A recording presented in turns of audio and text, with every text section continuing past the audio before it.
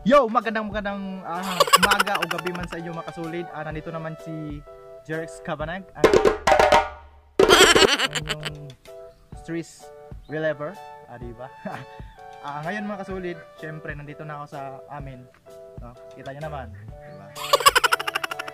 Shoutout nga pala sa sa kapatid ko na si Justin Mark na siya cameraman siya ngayon. So ngayon mga kasulid, tapos ko na yung house tour namin sa yung bahay na kubo namin.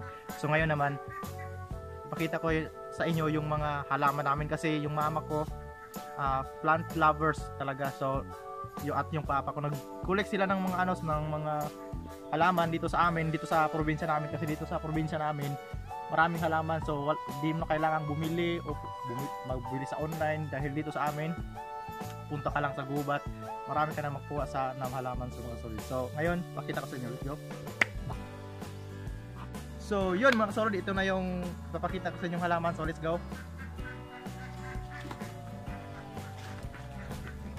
Yan yung halaman na kinulik ni mama. Yan, mahilig sang magkolekta ng mga halaman.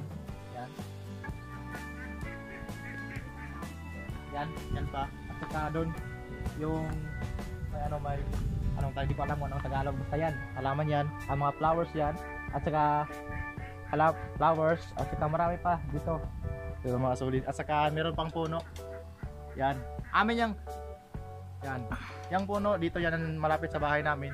So mahilig talaga mangolekta ng papa ko at saka yung mama ko, mga plant lovers sila mga solid. So ngayon mga solid, meron akong ipapakita sa inyo yung the best plant na nakolekta ng papa ko.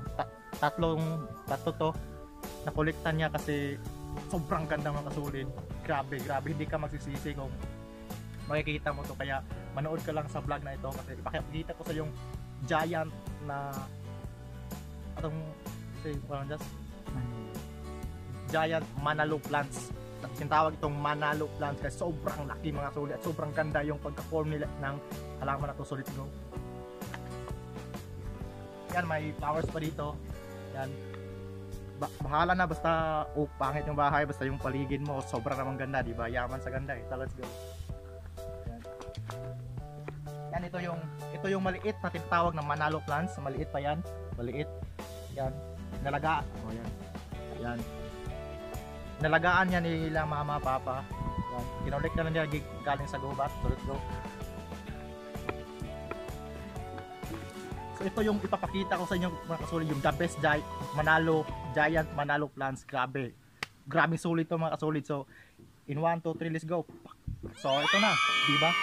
Tingnan nyo, grabe, ang ganda naman nito mga sulit. Ito yung tinatawag na giant Manalo plants, di ba? So kita mo, yan, di ba?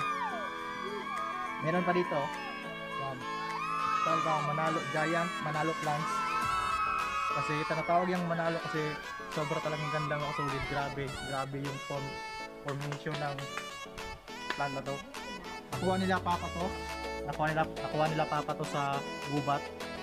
Hindi dito sa lupa kinukuha mga kasulid. Doon kinukuha sa taas ng puno kasi doon to na mabubuhay to pag sa taas ng puno. Yan. Sample lang yan. Pero ito pa yung meron pang dalawa kasulid, Manalo giant lang. Yan.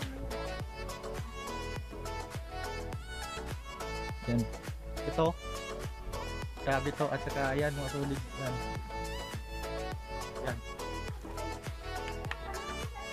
Si papa yung nagkulik niyan kasi meron kami palayan sa distansya lang dito. So meron kami palayan, merong gubat sa kabila. So pumunta siya doon, kumuha siya ng, nakita niya to. So sobrang ganda mga solid, grabe ang sulit talaga mga solid. So ito yun, giant Manalo plant, diba? Yun yung kagandahan dito mga solid, kasi kahit mahirap ka, nakikita mo naman yung yaman ng kalikasan. Sobrang ganda naman dito, diba? Nakikita mo naman yan. So hindi lang yan mga solid, ako dahil nandito na ako, mumulikta rin ako ng mga giant plant katulad niyan. Mumulikta rin ako dahil gusto kong lahat dito lahat ng paligid namin. Yan, kita mo. Yan. Lahat ng yan, gusto kong lagyan din ng mga halaman, mga solid. Halaman. Full ng halaman dito ah. Gusto ko rin. Gusto din kong lagyan ng mga solid.